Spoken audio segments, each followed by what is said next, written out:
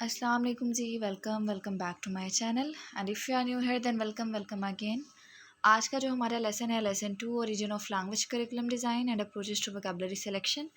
सो topic 6 देख लेते हैं। इसमें हमने कुछ अर्ली अप्रोचेस देखने हैं, कुछ गोल्स देखने हैं लैंग्वेज करिकुलम डिज़ाइन के। सो यहाँ पे जस्ट अभी बेसिक कॉन्सेप्ट्स ही आप लोगों के साथ डिस्कस किए जा रहे हैं, तो ये कोई इतना डिफ़िकल्ट नहीं है, जस्ट कॉन्सेप्ट के लिहाज से आप लोगों के पास होने चाहिए। सो यहाँ बताया क्या जा रहा है, यहाँ बेसिकली बताया जा रहा है कि वोकैबुलरी बहुत इंपॉर्टेंट है लैंग्वेज लर्निंग में। सो जो लिंग्विस्ट थे उन्होंने वोकैबुलरी लिस्ट जो होती है, वर्ड फ्रिक्वेंसी लिस्ट जो होती है वो बनाई ताकि डिसाइड हो सके कि कौन से वर्ड्स जो थे उनको पहले सिखाया जाना चाहिए। ठीक है, सो ये बात यहाँ डिस्कस की जा रही है। उसके अलावा एक एब्रीविएशन है LCD का, ये आपको नज़र आ रहा होगा, लैंग्वेज करिकुलम डिज़ाइन। ठीक है, तो इसको आप याद रखिएगा। मज़ीद यहाँ पर बताया जा रहा है कि 3000 वर्ड्स जो हैं वो 85% एवरीडे लैंग्वेज को कवर करती है रिसर्च के मुताबिक, तो ये भी आपने याद रखना है। बट मज़ीद एक पॉइंट को ऐड करते हैं कि सिर्फ वर्ड्स का आ जाना, ठीक है, या उनका सिर्फ पता होने से जो है वो आप पूरा टेक्स्ट नहीं समझ सकते, तो ये भी एक जो पॉइंट है यहाँ पे शेयर किया गया है। उसके अलावा अगर हम मूव करें नेक्स्ट टॉपिक पर, जो कि टॉपिक 7 है, early procedures of vocabulary selection. So vocabulary selection जो है उसके लिए वर्ड सेलेक्ट करने के लिए जो है वो कौन से फैक्टर्स को देखना चाहिए। उन फैक्टर्स में हमारे पास एक तो टीचेबिलिटी आ जाती है, ठीक है, देन हमारे पास सिमिलैरिटी आ जाएगा, अवेलेबिलिटी, कवरेज, और मज़ीद यहाँ पे एक और स्टेप है डिफाइनिंग पावर। तो वन बाय वन सबके कॉन्सेप्ट देख लेते हैं।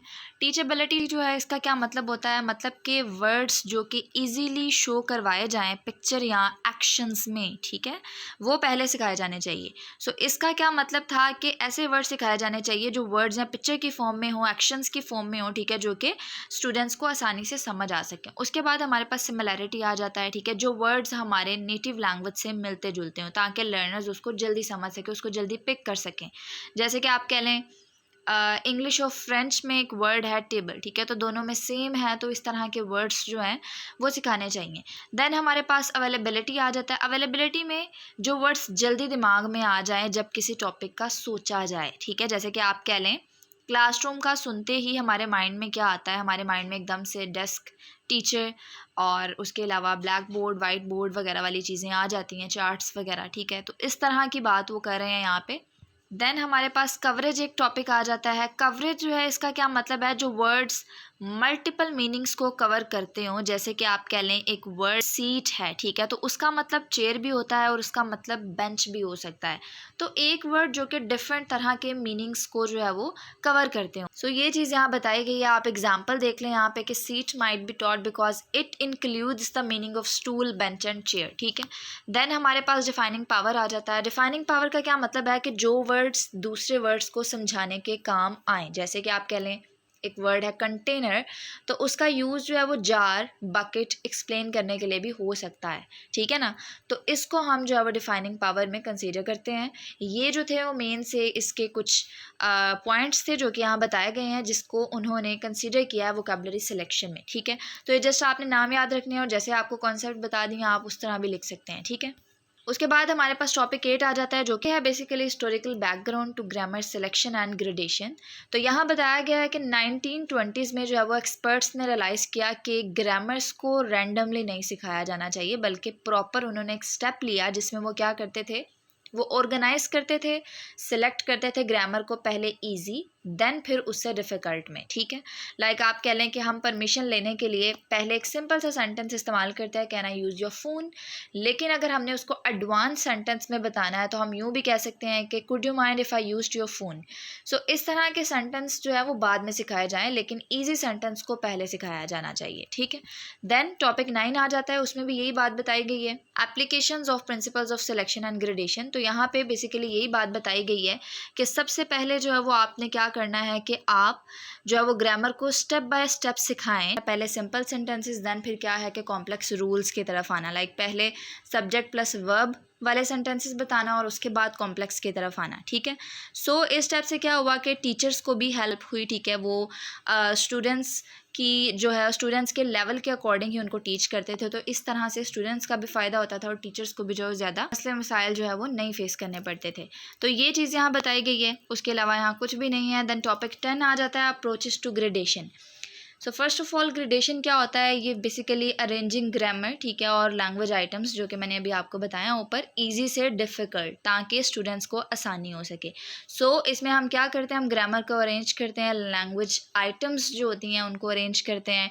किस तरह से अरेंज करते हैं, पहले ईजी पार्ट सिखाया जाना चाहिए, फिर डिफ़िकल्ट पार्ट सिखाया जाना चाहिए, तो इसी को हम ग्रेडेशन बोलते हैं। सो ग्रामर ग्रेडेशन में, ग्रामर ग्रेडेशन जो है इसमें ग्रामर को अरेंज किया जाता है, इसी तरह वोकैबुलरी ग्रेडेशन है तो उसमें वोकैबुलरी को अरेंज किया जाता है। तो यहाँ पे बताया गया है कि कुछ अप्रोचेज़ हैं जो कि ग्रेडेशन के लिए पॉसिबल हैं। वो कौन सी अप्रोचेज़ हैं, एक तो लिंग्विस्टिक डिस्टेंस आ जाता है, देन इंट्रिंसिक डिफिकल्टी आ जाता है, देन मजीद यहाँ पे पॉइंट्स बताए गए हैं। सो लिंग्विस्टिक डिस्टेंस का क्या मतलब है कि पहले वो ग्रामर रूल्स सिखाए जाएँ जो कि नेटिव लैंग्वेज से मिलते जुलते हो। पहले हमने वोकैबुलरी वाला पार्ट पढ़ा है, ठीक है, जहाँ पे हमने देखा पहले वो वोकैबुलरी रूल्स सिखाए जाने चाहिए जो कि नेटिव लैंग्वेज से मिलते जुलते हों, और अब हमने देखा है कि वो ग्रामर रूल सिखाएं, ठीक है, जो कि नेटिव लैंग्वेज से मिलते जुलते हों। देन इंट्रिंसिक डिफिकल्टी आ जाता है, लाइक आप कह लें पहले सिंपल ग्रामर फिर मुश्किल रूल्स बताए जाने चाहिए। देन कम्युनिकेटिव नीड्स है, कुछ ग्रामर्स जो है वो कहते हैं कुछ ग्रामर पार्ट को जब जल्दी सिखाना ज़रूरी होता है, जैसे कि आप कह लें पास्ट टेंस जो हैं उनको, क्योंकि ये हर रोज़ इस्तेमाल हो रहे होते हैं तो इनको जो है वो पहले सिखाना चाहिए। फ्रीक्वेंसी में क्या है कि जो ग्रामर ज़्यादा यूज़ होती है वो पहले सिखाई जानी चाहिए। सो पहले हमने वोकैबुलरी सिलेक्शन और ग्रेडेशन पढ़ा है, और अब हमने जो है वो ग्रामर सिलेक्शन और ग्रेडेशन पढ़ा है, जिसमें हम ग्रामर को सिलेक्ट कर रहे हैं, ठीक है, उसके लिए कुछ स्टेप्स जो हैं उनको देख रहे हैं, उसको किस तरह ऑर्गेनाइज करना, सिलेक्ट करना वो देख रहे हैं, ठीक है। अब हमारे पास टॉपिक 11 आ जाता है, जिसमें हमने कुछ अर्ली अप्रोचेस पढ़नी है, ठीक है, कुछ अजम्पशन पढ़नी है। तो यहाँ पे कुछ पास्ट की बातें की गई हैं, ठीक है, लाइक आप कह लें कि वोकैबुलरी और ग्रामर जो थी वो सबसे ज़्यादा इंपॉर्टेंट थी, ठीक है, वो मेन फोकस था पहले। जनरल इंग्लिश थी वो यूज़फुल मानी जाती थी, ठीक है, और तमाम लर्नर्स के लिए उसको ज़रूरी समझा जाता था। उसके बाद टेक्स्ट बुक जो थे वो काफ़ी मेजर रोल जो है वो अदा करते थे लर्निंग में।